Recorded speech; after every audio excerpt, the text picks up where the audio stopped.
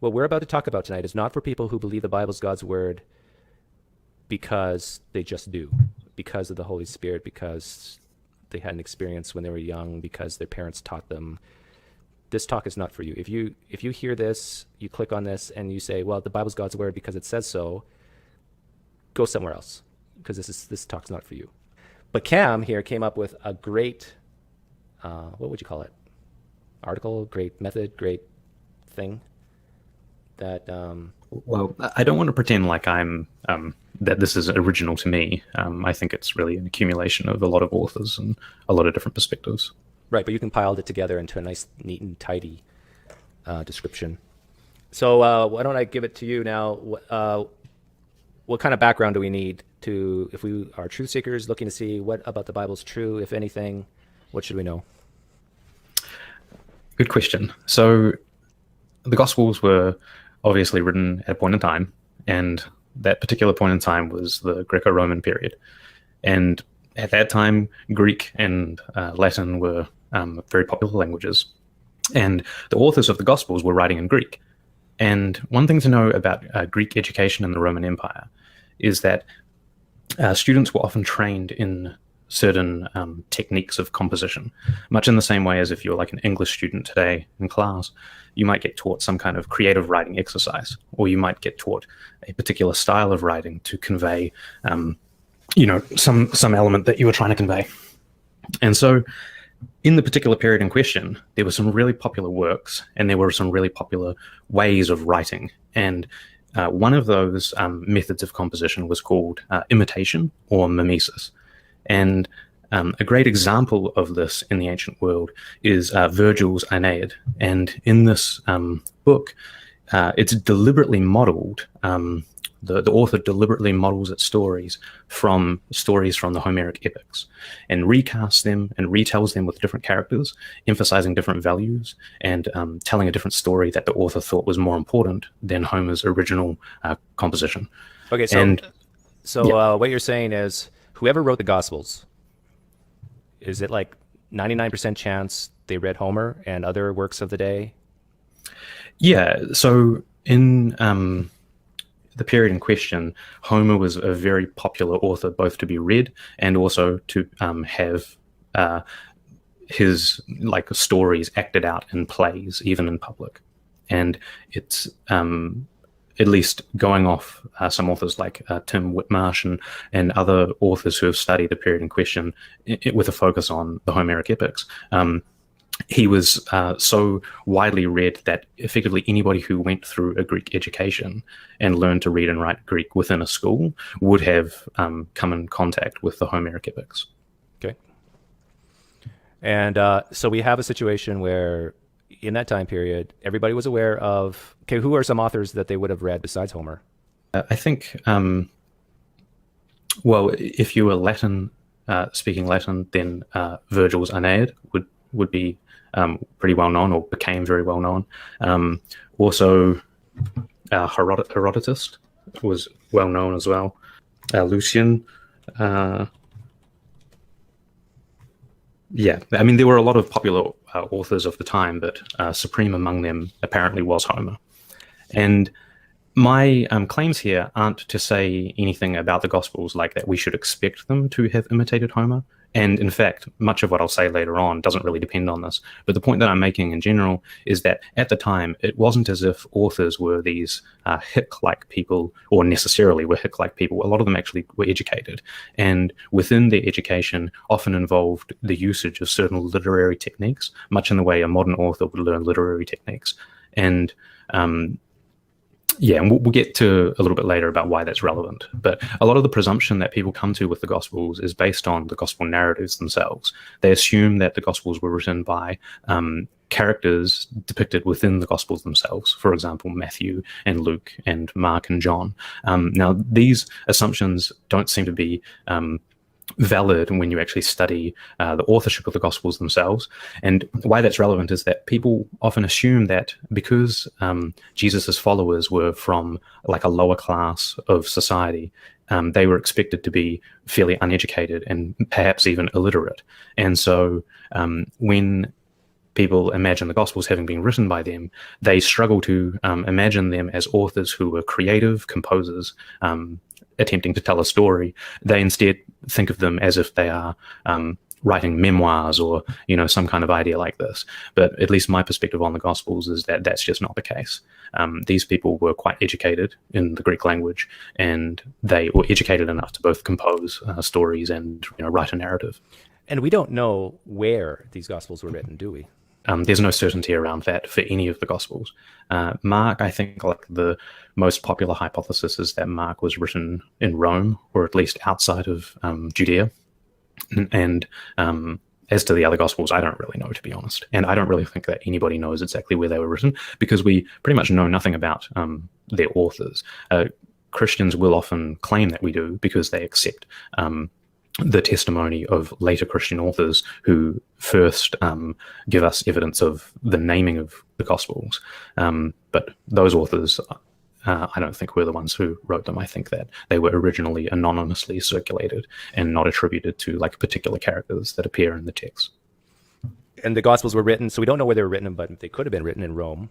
And it was written all post 70 AD, according to scholars, correct?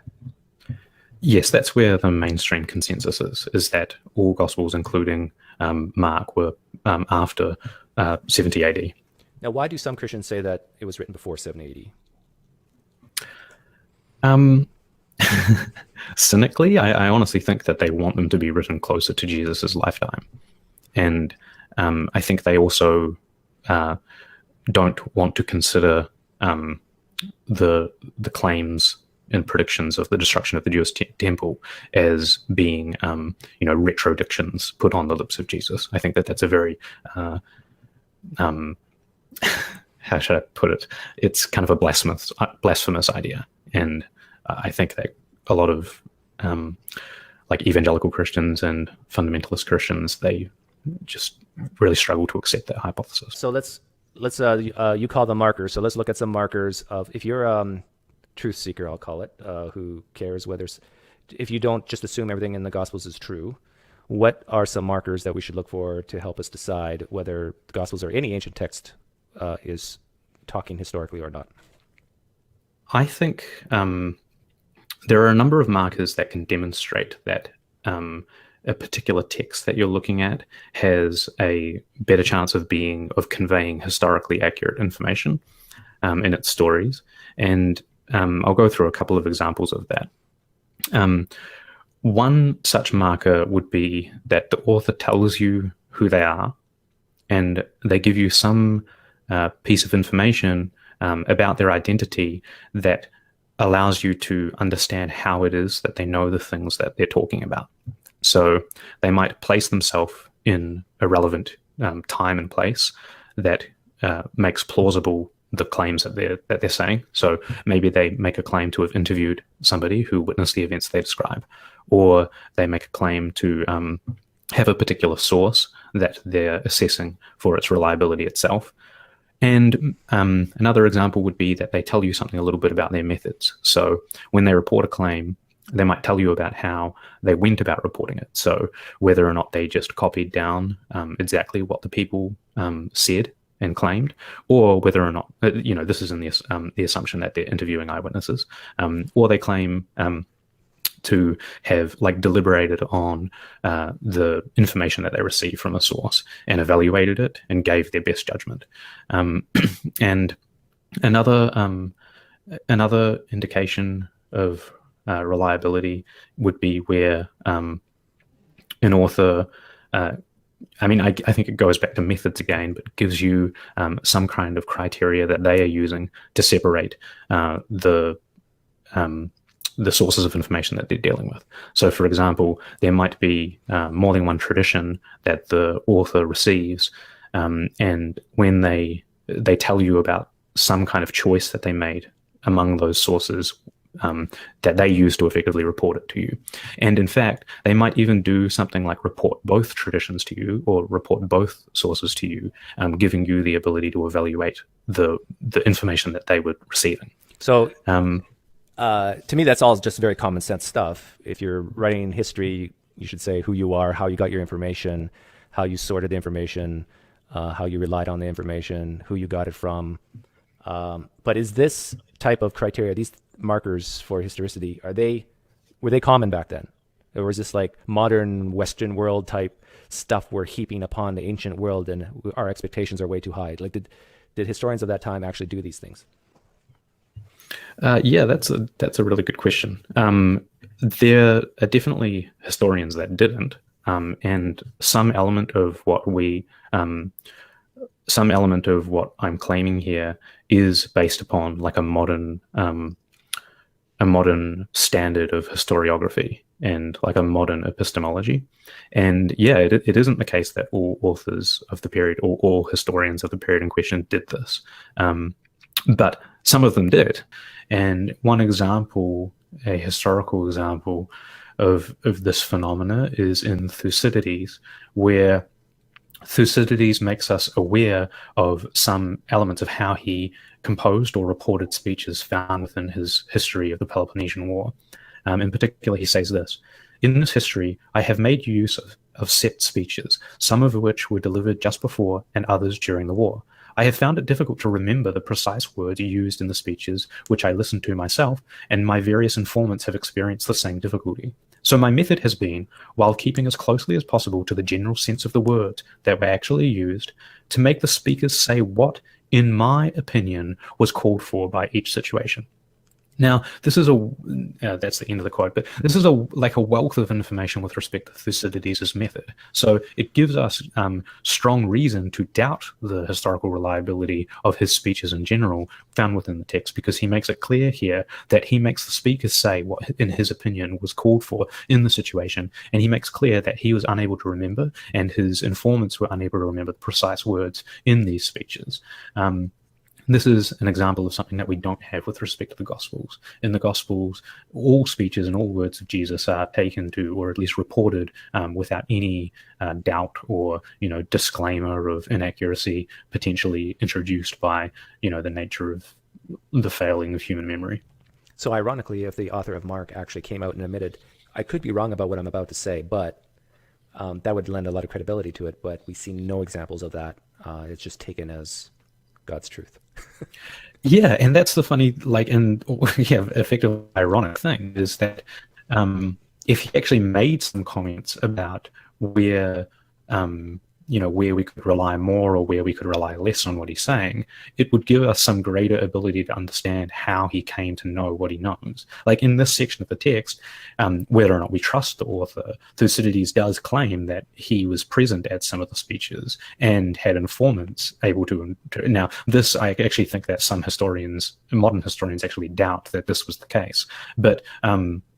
But even then, this is information that we just don't have with respect to any of the Gospels, and information that places them in a category unlike just even a bad historian of the ancient era. So when was this written, what you read to us? Because you're giving us an example of first-person historical narrative, correct? And the Gospels, for the most part, are third-person narrative. Yes. So it was written...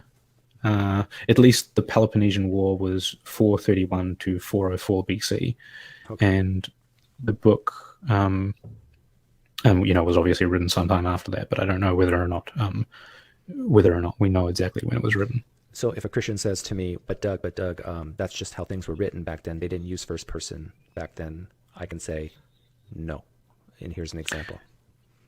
Yeah, I think that there are a lot of examples of first-person reporting. There are even examples of later Christian Gospels using the type of first-person narrative that we would expect from an eyewitness source, because at least that Gospel's author knew what it would sound like if you were reporting on events.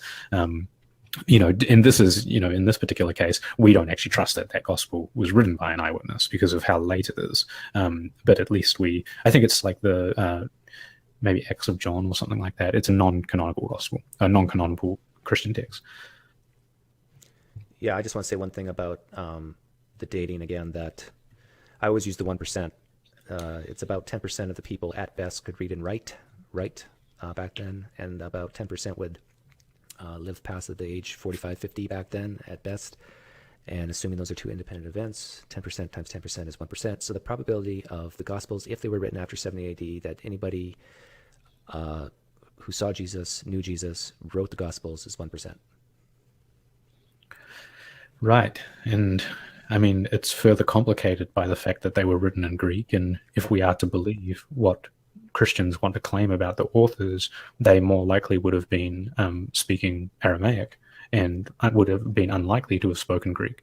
So it becomes even more improbable that the people who traditional Christianity identifies as the authors would have actually been the authors. And anybody who might have lived that long, there's also a high probability that the Gospels were written in Italy, 500 miles or plus away, and they would have no idea what was written about this guy that they really, really knew.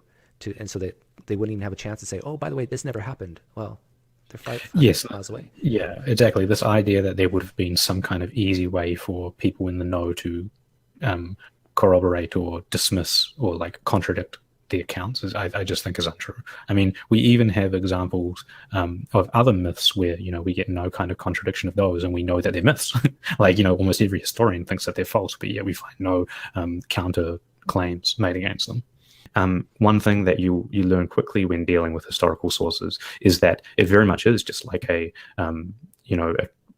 game of lack of information, and we often have an inability to make certain conclusions about what occurred in the past, and instead we are just trying to reconstruct hypotheses, tentative conclusions about what occurred, and use probabilistic methods to assess the sources that we have left. Do any Christians actually claim that the Gospels do what you are asking right now, the markers that you're presenting? Do any Christians say, oh, no, the Gospels do say who wrote them and where exactly they got their sources? Do they make these claims? Have you heard anybody make those claims? There's two places where I think people try to claim this. One is in the prologue, or like kind of like an introduction to the Gospel of Luke. He makes a claim of writing an orderly account based on sources, but he doesn't say anything about who those sources were. And as it turns out, we actually have one of Luke's sources, and it happens to be the Gospel of Mark. Yet the Gospel of Mark doesn't tell us anything about his sources and methods. In fact, doesn't even tell us anything about himself. And so we know at least that the author of Luke was relying on a text that, when we attempt to assess whether or not it meets these criteria, it doesn't. And Luke? And then the other case is John. John mentions an eyewitness or something like that in chapter 20 or 21, or the author of John. But yeah, what were you going to say? Does Luke even claim to have talked to eyewitnesses? I don't interpret the prologue that way, no. Yeah, as far as I know, I don't. He makes no claim to have interviewed eyewitnesses. He just claims to have compiled information. Yeah, I think that the right way to interpret it is him claiming to have relied on information that he claims traces back to the very beginning or something like that. Okay, so let's recap. You're basically saying if you have a text in front of you from way back and you're wondering, hey, is this history or not? You should ask yourself, do we know who wrote this? Do we know where they got their information about the stuff they're talking about? Do they criticize the information at all? Like, are they critical of it? Are they weighing it, maybe even talking about contradictory stuff that they're finding and choosing one over the other and telling you why? Exactly. Okay, but yeah, this is really just the first step, because this is what we would expect from a source. It's kind of like, it's almost like a minimum bar, and it is possible that, like, even if these things weren't the case, we might still look at the source, and because of its how well it like fits with a surrounding context and the nature of the claims made. For example, like if they're just mundane claims about like military history or something like that, we might actually have some confidence in its reliability. But there are further things that kind of cut in the opposite direction. So the things I listed there were things that, if they were present, would give us like reason to place more credence in the source. But there are also things that could be present in the text that would cause us to place less credence in the source and the source's reliability. So, as I mentioned at the beginning, imitation was like widely popular and learned about in schools of the time in question. And so one thing that you could find in a text is imitation or emulation of existing stories that the author plausibly knew sometimes even using direct wording from them, and often like improving on these stories by contrasting values, embellishment, and other similar things that indicate imitation. There's a word that is often used called transvaluation, where it takes like the meaning of an author will take the meaning and values of an original story and then recast it in a different light, more in line with either the message that the author is trying to sell, or alternatively, like the values of the community that the author belongs to.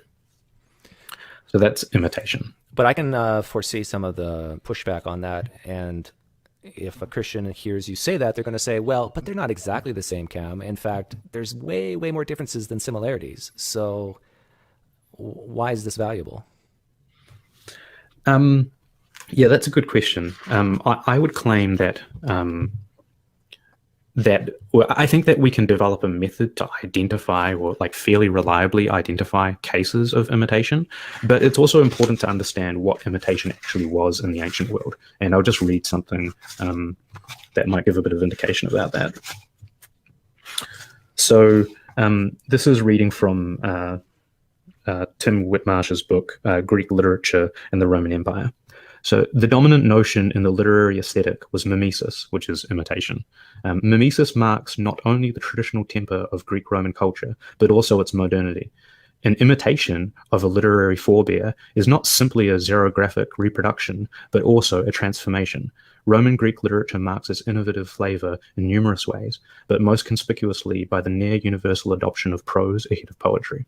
So what he's saying there is, in cases of imitation, you shouldn't expect to find exact copies of an idea. There can be variations, and often the variation on the original, what they call an antitext, often that variation is the precise point of the emulation. So it's sometimes the reversal of some theme or some values in the prior text that is the point of the emulation. That was imitation, and the claim there is that authors can imitate prior stories or prior myths, or and stuff like that. So another one would be the use of literary devices. So as people know, in fiction, commonly literary devices are employed to almost like make it entertaining reading, and employed in ways that don't typically occur in everyday life. I mean, sometimes ironic things happen in everyday life, but in literature we find things like dramatic irony, the use of particular compositional structures like sandwiching, where you have a story enveloping another story that each play off one another, or foreshadowing, or a like subversion of the reader's expectations. So where something incredibly surprising happens because the author set you up to think one thing was going to happen, and then it reverses. So that would be the use of literary devices. And there are many examples of that in compositional writing, but there are also examples of it in the Gospels. Okay, so we have imitation, we have literary techniques like foreshadowing, irony. What else? So historical implausibility. Now, this was the big one for me when I was coming out of Christianity. Yeah, so this is not based on the presumption or the assumption that historically implausible things can't happen, but the understanding that by nature of them being implausible, they aren't very likely. So when a claim is made that something historically implausible did occur, we do kind of expect some evidence corresponding to that implausibility. So particularly good evidence is expected in such cases. So implausibility is where, say, like central elements of a story critically and repeatedly depend on things that are improbable. For example, apparent violations of how the world usually works, as informed by, say, science, for example, where we don't have any corroboration of those outside things occurring. And some examples of that would be like miracle claims, improbable human behavior. So, for example, when a character behaves in like a very strange way that you wouldn't really expect any kind of human to behave, but instead is more in line with, say, how a literary character would behave. And just in general, things that contradict or clash against our background knowledge of, say, like the period in question, or like physics. Yeah, so if you open up a book and it says a man flew to the moon and back, like just with himself, that's it. Odds are it's not historical. Odds are. So another one would be interpretability. So when you find something within a text and when you interpret it as a real event, but it doesn't really make sense. Like maybe if you're trying to, when you're attempting to understand it as something that really occurred, it makes you confused. Like it's very unexpected, perhaps because a character is behaving very strangely, or you don't understand why it is that a character does a certain thing. But instead, when you look at the text as some kind of meaningful fiction, when you look at it as like something symbolic or something that has like, an alternate way of interpreting it that doesn't depend on it being a real thing that actually occurred, when you do that, the text makes much more sense. So here I have... To read this out, where the text makes less sense as real events but more sense as fiction, or where events are best understood through the lens of a later developed religious tradition, for example, practices or ceremonies. Yeah. Okay, so when you're reading a text, basically you're saying if it makes more sense if you think it's fiction, maybe it is. Yeah, I think it's a bit more, I think it's a bit stronger than that. It's more that when you try to interpret something, and we'll get to an example later on, but when you try to interpret it as something that really happened, it really doesn't make sense of what is described. But when instead you interpret it through a more of a symbolic interpretation, you can understand like what the story is really trying to say. Got it. Okay. And often the strangeness of the story when interpreted as a real story is a case where it like clashes with what our usual expectations of what normal people do.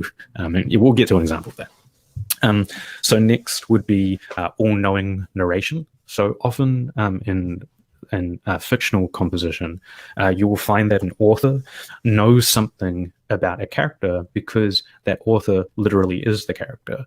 The author is composing what you are reading out of their imagination. And so they're able to describe details about what that character is thinking or feeling that wouldn't be apparent if it were actually a historical occurrence.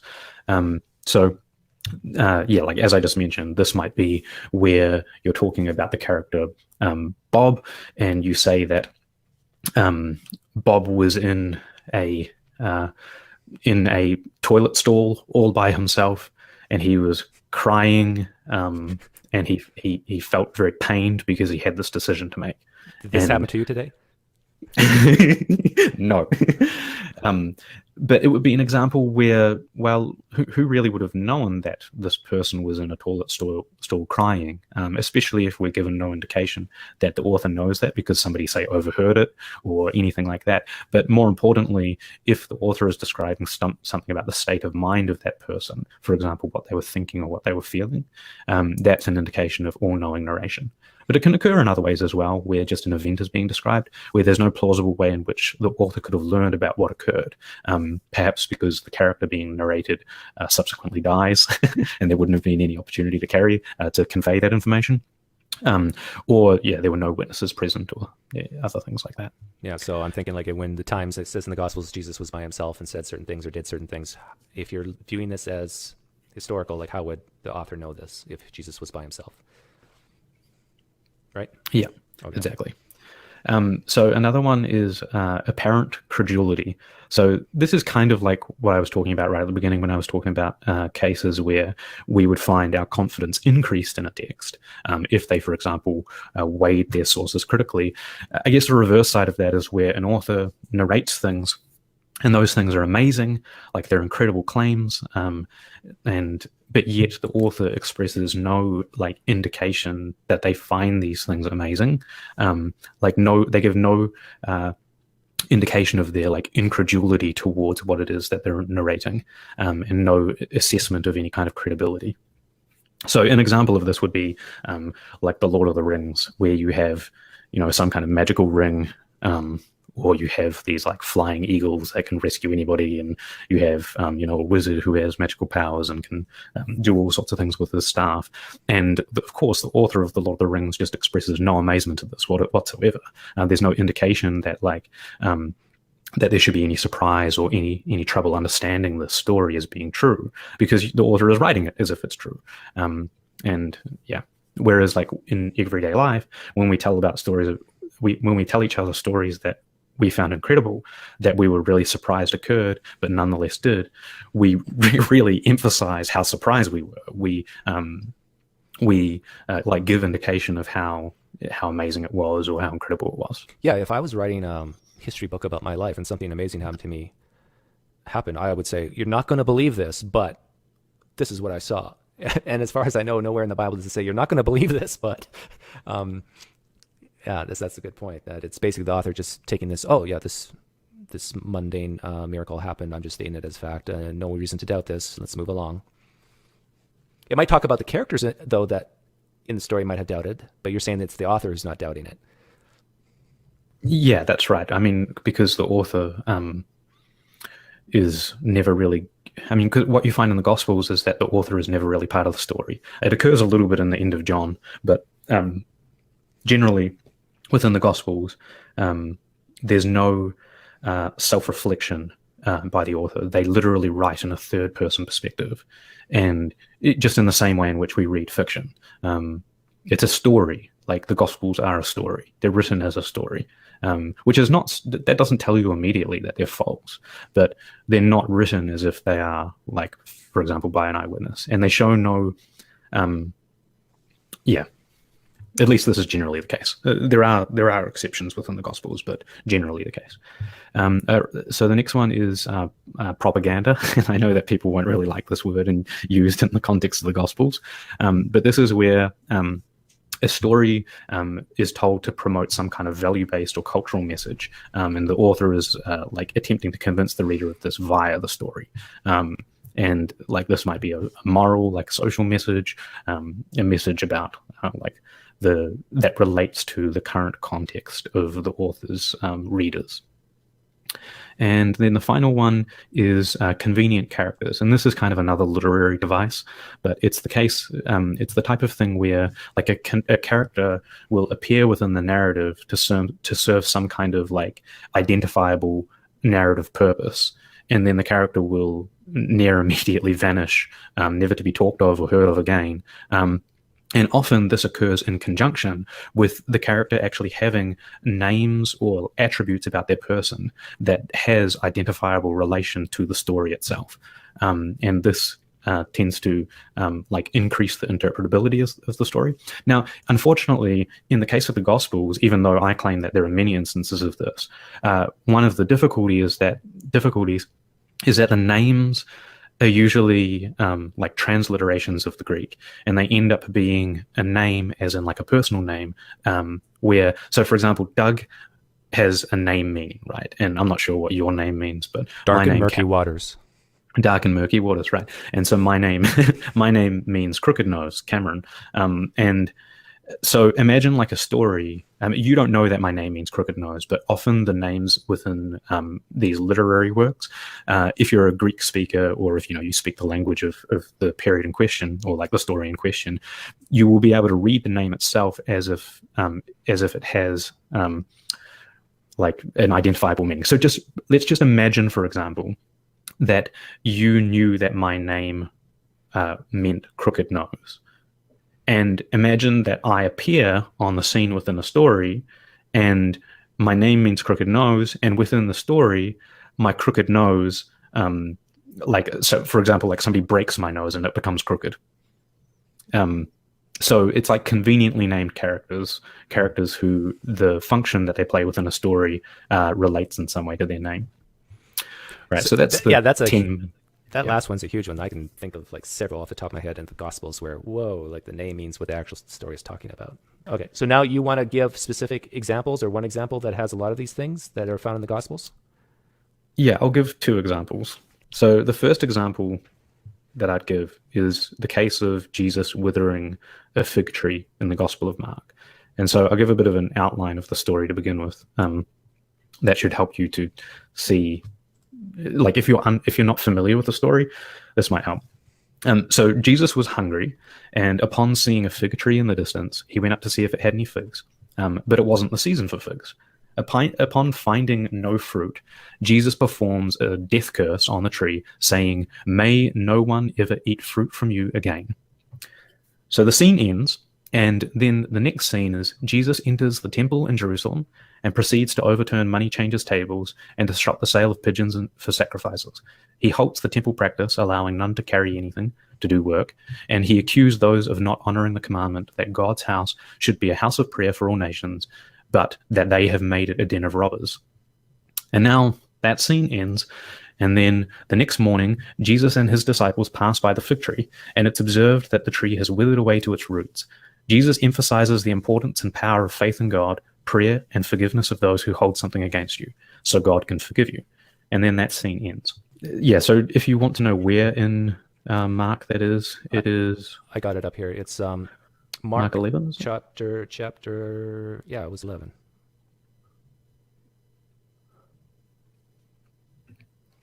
So maybe that story, like, sounds implausible to you off the beginning. I mean, the first thing to point out, of course, is that Jesus has some kind of magical tree withering powers. But I'll go through some observations that I've made about this story. So a straightforward explanation of why the story appears would be that the events really happened. Jesus really had cursing powers. He for some reason saw fit to kill the tree, and maybe he was angry or something like that, or maybe he wanted to teach a symbolic point.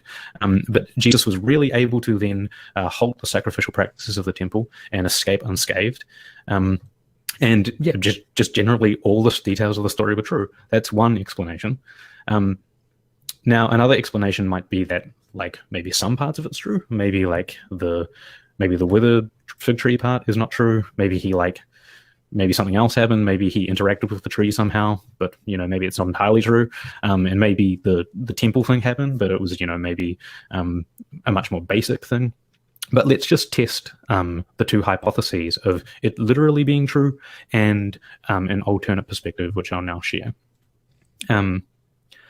So if we understand this story as a meaningful fiction, that is like some kind of symbolic fiction, I think that we can make the difficulties of the historical implausibility of it all disappear, and make a lot of the elements of the story actually naturally make sense as interpreted as fiction, or effectively as interpreted as understanding the author as having composed this story either out of whole cloth or having modified it from some kind of existing historical story. So the first thing to point out is a literary device. The author of Mark takes the two parts of the interaction with the fig tree and wraps those, or sandwiches those two scenes around the clearing of the temple. I have it up right now. So, Christians, if you're watching this, your Bibles will probably even have the headings right here for you. So you notice Jesus curses the fig tree, Jesus cleanses the temple, the lesson from the fig tree. So it's like, what do you call this? It's an ABA structure, right? A literary technique of intro of a story, diversion, back to the original story. Yeah, they've come to be called Markan sandwiches because the author of Mark actually does this on a number of occasions. And the other instances where he has parts of the like the woman who's bleeding for 12 years sandwiched around the raising of Jairus' daughter, if I remember correctly. Who was 12. Who was 12 years old. And yeah, so this is what I would call like a literary structure.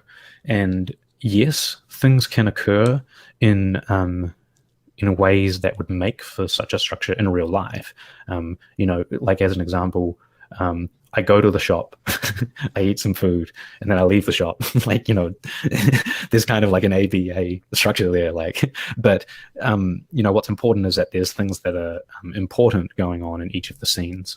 They're not just like incidental details that somehow relate to each other. They're actually, this is a unit of narrative taken together. And we'll get to soon how it makes sense.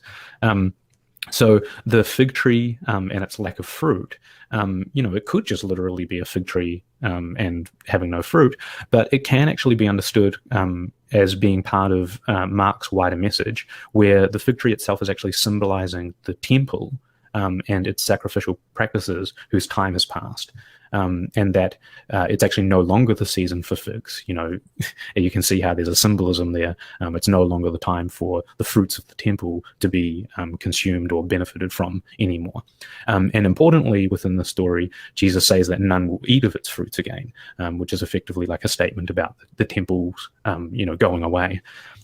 And the fig tree itself is actually withered to its very roots, which, as you know, like the actual temple in Jerusalem was also destroyed, which can be understood as an analogy of withering to its very roots. And that, importantly, Jesus emphasizes that faith and prayer and forgiveness of others is now what is important. And he talks about that in the latter part of the story. And importantly, that you will forgive others, so God will forgive you.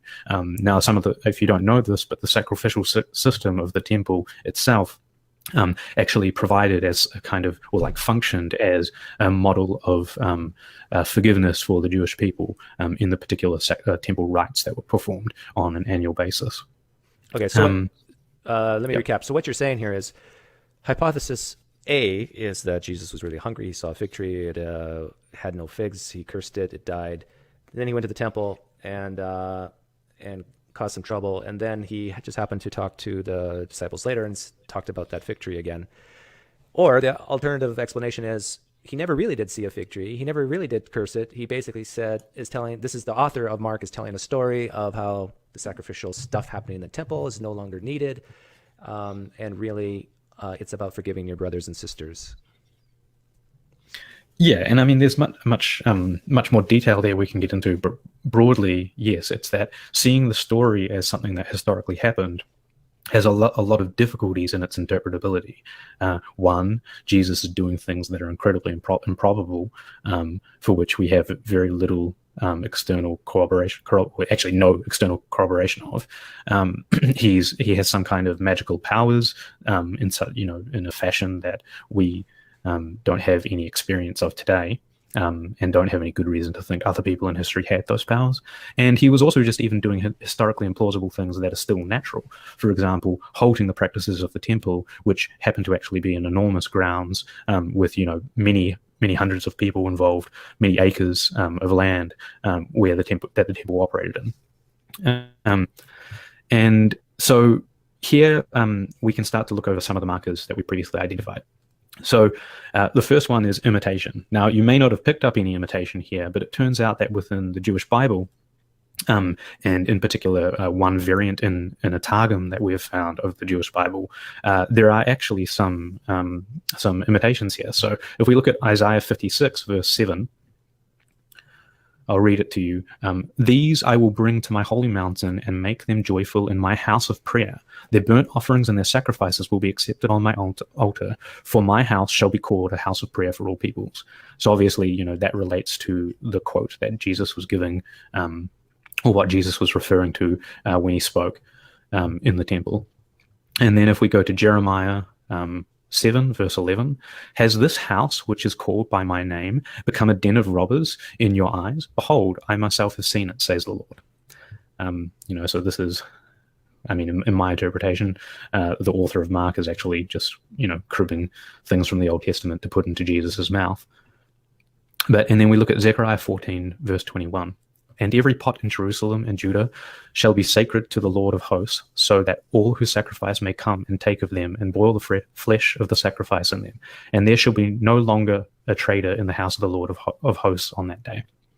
So I don't really think there's super strong literary emulation going on here, but there are at least anti-texts for things that Jesus says. So things on Jesus's words are actually things that are effectively coming from the Old Testament. Now, of course, there could have been a historical figure who pretty much everything that they said while they were in the temple were literally quotes from the Jewish scriptures. That's possible. But it's also quite likely that these details are being taken from a prior source.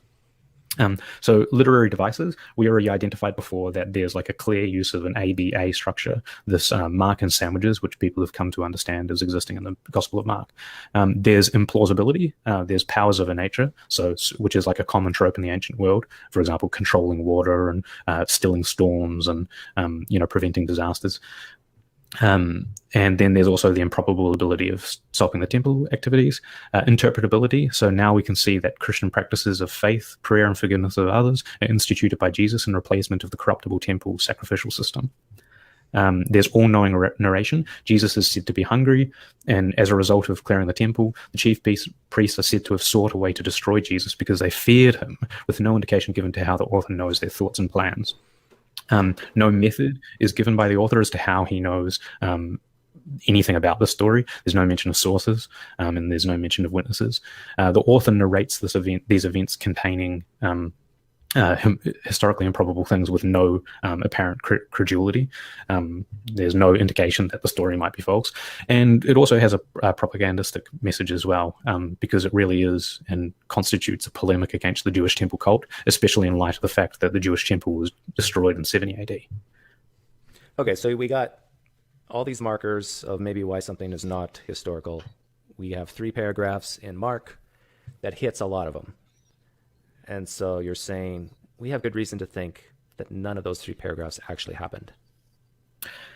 Yeah, so I mean, do bear in mind, it very much is a probabilistic thing. So each one of these markers, none of the historical implausibility one, I think, makes the entire story pretty implausible to begin with. But I don't think any of them alone prove that the story didn't occur as told. I think what's important to recognize is that each of these things is more likely to occur in a text that is a literary production versus based on some real historical events. And so when you see them all in combination like this, it becomes it becomes pretty hard to believe that it's really deriving from events that occurred in real life.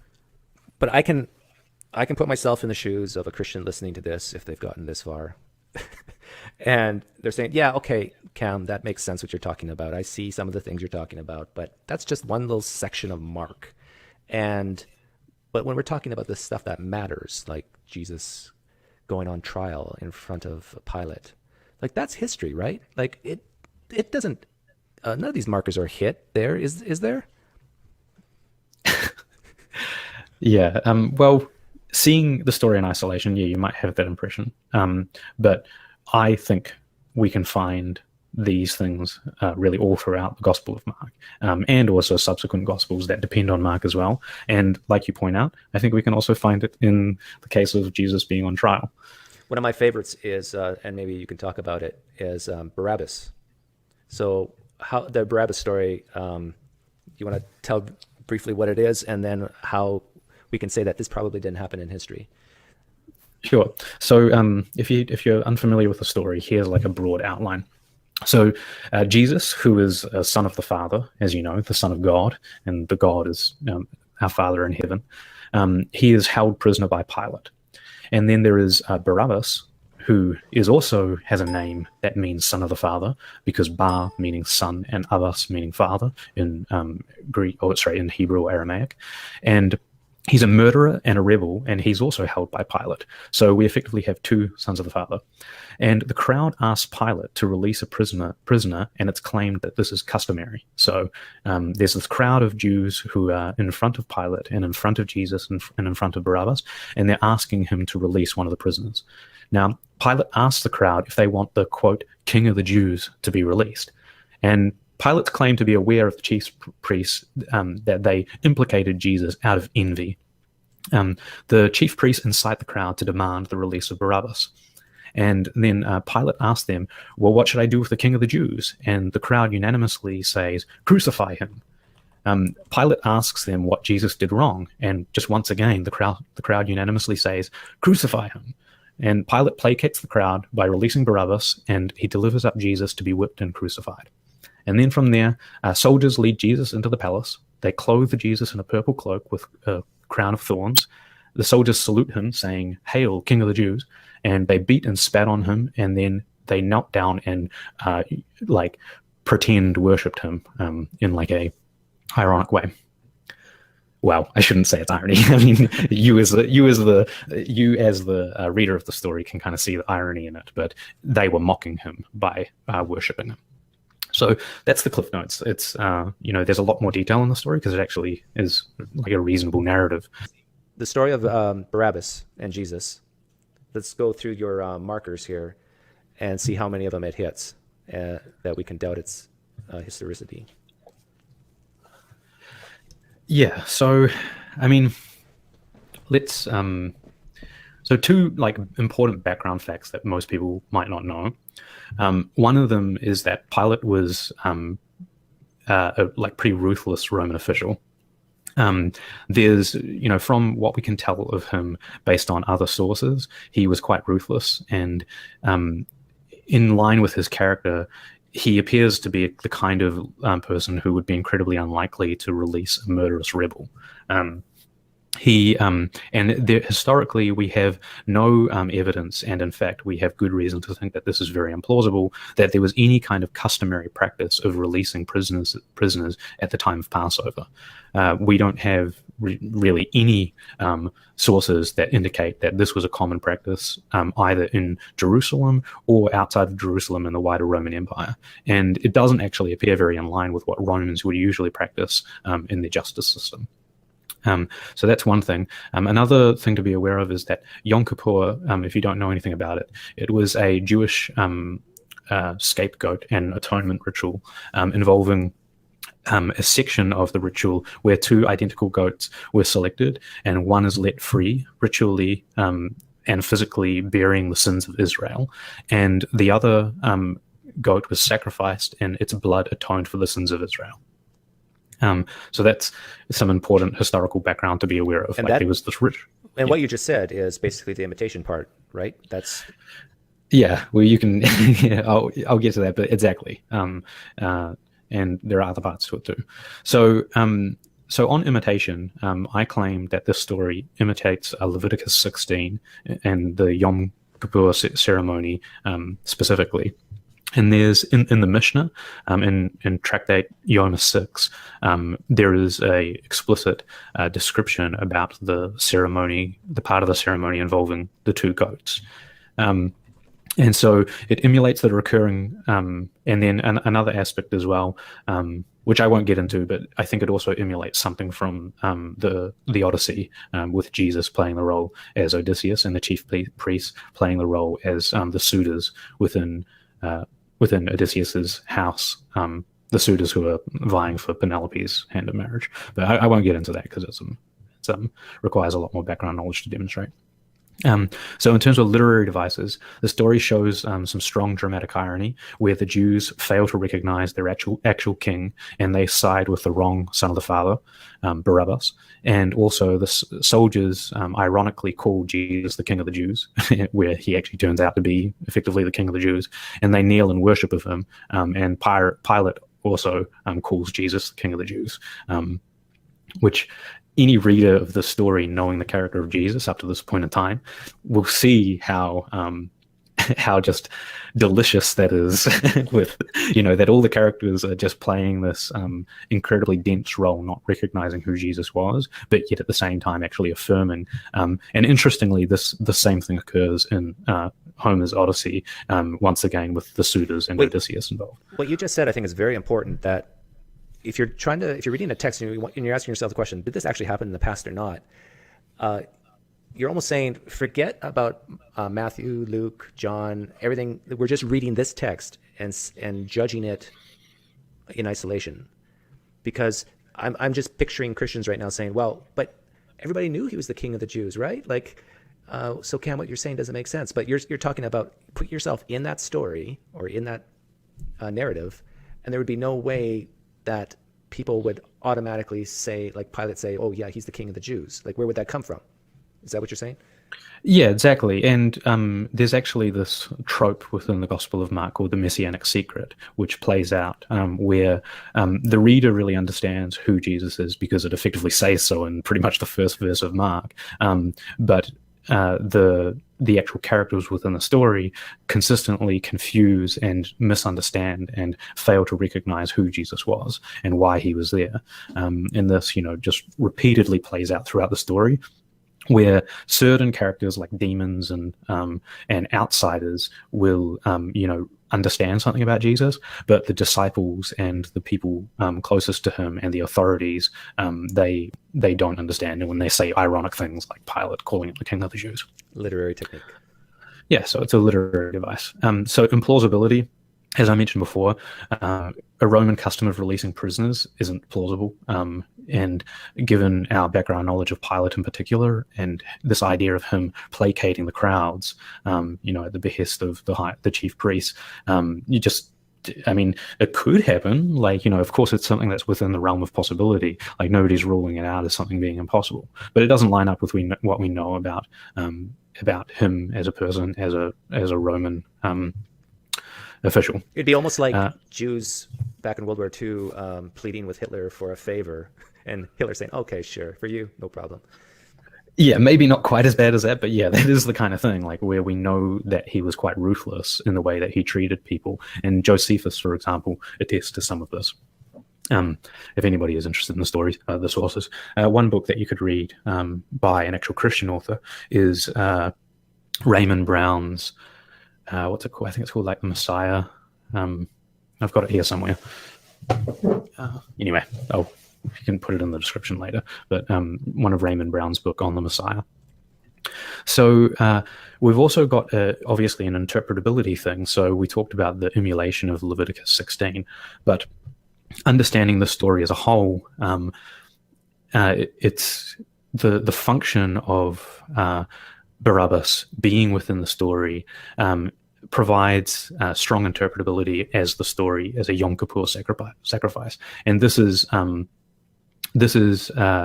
also believed by early Christians. So, for example, in Hebrews 9, it attests to an early Christian understanding of Jesus as the perfect Yom Kippur sacrifice. But in fact, the story shows no knowledge of it coming from a historical event. So when we read Hebrews, which is a text plausibly earlier than the Gospel of Mark, Christians already understand Jesus as being a perfect sacrifice in the Yom Kippur, but this author of Hebrews 9, or the author of Hebrews in general, doesn't actually. I'm repeating myself, but just he doesn't give any indication that this is coming from some kind of historical story where Pilate, chose between two different what you're saying identical sons of the Father. What you're saying is, if you have an author of Mark who's writing this as history, you would think he would say, "Oh, by the way, this Barabbas and Jesus situation to me sounds like Yom Kippur as talked about in Leviticus, 16? Side note, now let's, here's what else I've found." Kind of. I mean, I would expect that from like an actual historian, but what I was trying to emphasize is that there appears to be a prior belief before the Gospels were written of Jesus actually being the Yom Kippur sacrifice, but no indication of this coming from some kind of historical story. And so if we assume that like Mark believed Jesus was a Yom Kippur sacrifice, well, then that would explain why it is that he would cast Jesus in such a role in a historical narrative. So if it were the case that Hebrews 9 gave some kind of indication of this coming from a historical event, then yes, we might understand that. So there is an example of all-knowing narration in this story. The author knows Pilate's state of mind when he says, quote, "For he was well aware of the chief priests and had delivered that they had delivered him up out of mere envy." So the author could just be making some kind of conjecture, but he seems to understand that Pilate did a certain action because he knew that the chief priests were envious of Jesus and that they had given him up just for that reason. Now, of course, this all could be just some kind of conjecture by the author, but of course, it's much, much better explained by the author just writing this detail and making it up because it fits the story. Yeah, how would Pilate, who doesn't really care about these people, know that these guys are jealous? Well, exactly, but how would also the author have known that Pilate knew that they were jealous? And yeah, do you see what I mean? Like, it's like a double, because it's not only that the author knows that the chief priests were envious, but he knows that Pilate knows that the chief priests were envious, and knows that Pilate knew that they gave him up just because they were envious. Like, this is like you don't know the stuff like when you're dealing with. Yeah, it makes more sense as a story than as actual history. Yeah. So there's obviously there's no method. The author never tells us how he knew the story. But importantly, there's no indication that any of the disciples were even present who could plausibly act as sources. I don't think many people posit the idea that the authors of the Gospels interviewed people like Pilate. But the author, more evidence of this is that the author claims that the disciples actually fled at Jesus's arrest, and so there's no, like, not only is there no indication that the disciples are present, but we actually get some information from the gospel, at least according to the narrative, if we are to believe it, that the disciples had actually fled already. So, where did we learn the story from? Yeah, if Mark was a secretary of sorts to Peter and Peter fled and didn't see any of this happen, and the author of Mark doesn't tell us how he knows all this stuff. Yeah. So once again, the author never it's just credulous. Like, the author never comments about the coincidence of the names Barabbas and Jesus, or Jesus, son of the Father, and he shows no awareness of Pilate's ruthless reputation, and therefore, no surprise at his use of some custom of placating the crowds. And then propaganda. Mark's casting the Jewish crowds as having rejected their king and the son of the Father, instead choosing murder and rebellion, because they remember Barabbas was in prison because he was involved in a murderous rebellion, and so it sort of symbolically has the crowds choosing him, representing murder and rebellion over Jesus, and ultimately the destruction of the Jerusalem temple. And the destruction of the temple is kind of understood as punishment for the way that the Jews behaved. And then finally, and I think crucially, we have a convenient character. We have Barabbas, who is clearly some kind of narrative device with a blatantly symbolic name, who appears on the scene when needed and then is never heard again in the gospel. Yeah. The Christians listening to this, they're not going to like any of this stuff, Cam. And they're going to say, but there's and it's not for them, because, like you said at the beginning, I mean, they come to the text with fundamental assumptions about it being, trustworthy and you can believe all of it. But when you look at it from a point of view where you are starting with not the presumption that it's history, but the idea that of what we expect to find in historical sources that lead us to have higher confidence or lower confidence in them. When you look at it from that point of view, it's just negative, negative, negative, negative, negative. Not only does it have a complete absence of things that make the story more likely, but it also has present things that make the story less likely. There's just we just talked about two examples, but I'm going to make some claims here that Mark is the first gospel written. The other gospels borrow heavily from it. And so if you focus in on Mark, there are so many examples. Like, it's almost like there's more examples than not where we can go through almost every paragraph of the book of Mark and give credible reasons why one could safely say this probably didn't happen in history. Going from, well, we don't know who even wrote Mark, to we don't know where he got his information, and we have so many places that an author of Mark could have just relied on the Old Testament, and 90% of what he wrote about actually never happened in history, and he just used the Old Testament to build a narrative. Correct me if you think I'm wrong on anything I'm saying. Yeah, so you pointed out something really important, which I failed to do so earlier, is that the dominant hypothesis about the relationship between the Gospels in the New Testament is that Mark was written first, and that Matthew, Luke, and most probably John, like Matthew and Luke almost certainly, and most probably John, all actually borrowed in one way or another from Mark, with Matthew and Luke actually borrowing a large amount of Mark's content, and John being more loosely based on Mark and perhaps Luke. And what's important about that is, if it's the case that these fictional narratives appear in Mark's gospel and appear to have been invented by the gospel's author, if we find that subsequent gospels are just copying those materials, maybe massaging them and editing them to their needs, if we find that, I mean, we've got a pretty damning scenario where the bulk of the historical narrative in the Gospels are reliant on sources for which we know were fictionally composed, or at least parts of them were fictionally composed. And like you said before, I actually think that there's a really good basis to understand the majority of Mark's Gospel as having been composed in this literary way. And we could look at more examples another time. But yeah, and I think this is the reason why a lot of apologists or Christian historians, when they're debating atheists, really don't even use the Gospels anymore. They focus on Paul and the epistles. Yeah, and I guess this is a bit unrelated, but I just want to read something. So Jesus turned water into wine in the Gospel of John. He walked on water. He died or had a mysterious death with a missing body. He was later said to have ascended to heaven.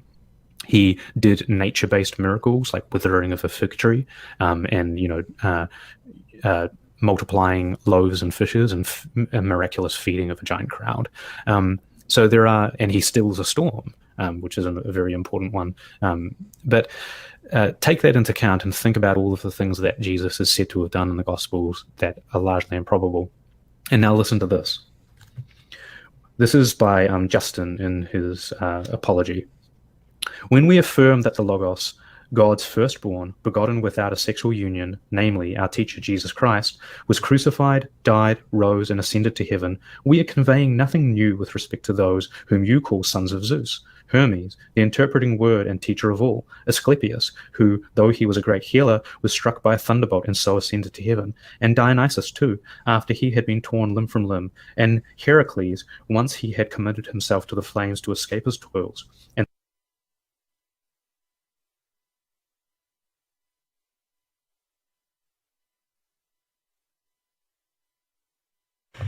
They focus on Paul and the epistles. yeah, and I guess this is a bit unrelated, but I just want to read something. So Jesus turned water into wine in the Gospel of John. He walked on water. He died or had a mysterious death with a missing body. He was later said to have ascended to heaven. He did nature-based miracles like withering of a fig tree, and multiplying loaves and fishes, and a miraculous feeding of a giant crowd. So there are, and he stills a storm, which is a very important one. But take that into account and think about all of the things that Jesus is said to have done in the Gospels that are largely improbable. And now listen to this. This is by Justin in his Apology. When we affirm that the Logos, God's firstborn, begotten without a sexual union, namely our teacher Jesus Christ, was crucified, died, rose, and ascended to heaven, we are conveying nothing new with respect to those whom you call sons of Zeus. Hermes, the interpreting word and teacher of all, Asclepius, who, though he was a great healer, was struck by a thunderbolt and so ascended to heaven, and Dionysus too, after he had been torn limb from limb, and Heracles, once he had committed himself to the flames to escape his toils, and the sons of Leda, and the Dioscuri, and Perseus, son of Danae, and Bellerophon, who, though sprung from mortals, rose to heaven on the wing on the horse Pegasus. For what I shall say of Ariadne and those like her who have been declared to be set among the stars?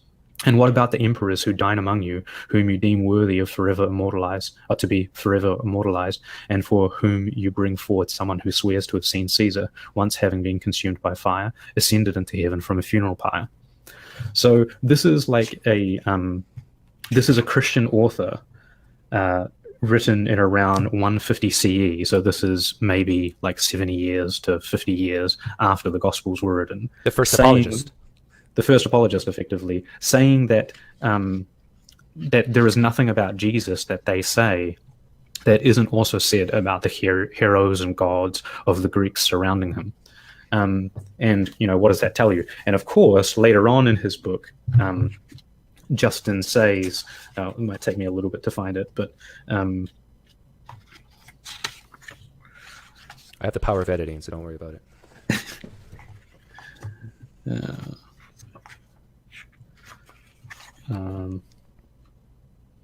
I actually think I'm failing to find it. I lost my bookmark before.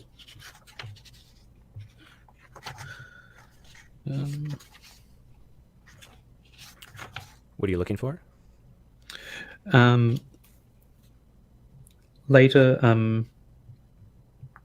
here we are. So later on, he says, when they, the demons, heard through the prophets preaching about the coming of Christ, they proposed many so-called sons of Zeus, supposing that they could cause people to think that the things pertaining to Christ were a catalogue of marvels similar to those uttered by the poets. But even though they heard what was said by the prophets, they did not accurately understand them, but they imitated in error the predictions about our Christ.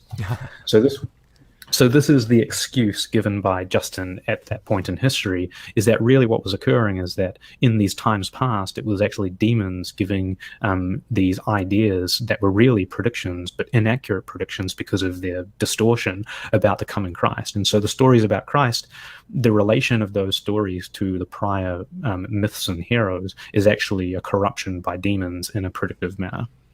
Yeah, and I've heard some Christians actually say that too. And the importance of this is that we have a second century author very strongly attesting that what was being said about Christ is effectively in the worldview, within the sort of expectation, within the what do they call it, like the zeitgeist of the people of the time. These stories, they weren't unique. Now, of course, the culmination of them and like the combination of them within the Jesus story, of course, is unique. Why wouldn't it be? All of these stories are unique when you look at them in their individual context, but they have strong parallels with other heroes of the time. If you are a Christian who just loves Jesus, none of this has any impact on you. It won't have an impact on you. You love Jesus. He saved you from your sins. Some of you might be listening to this and say, but I get meaning and purpose from this belief. And that's fine. Some of you say, well, it just has to be true because I believe it is. It just is true, Doug. And I have eternal life because of it. I'm looking forward. I have the hope of heaven. And something can't come from nothing. And I don't want to go to hell. And I'm going to risk this being true because I don't want to go to hell.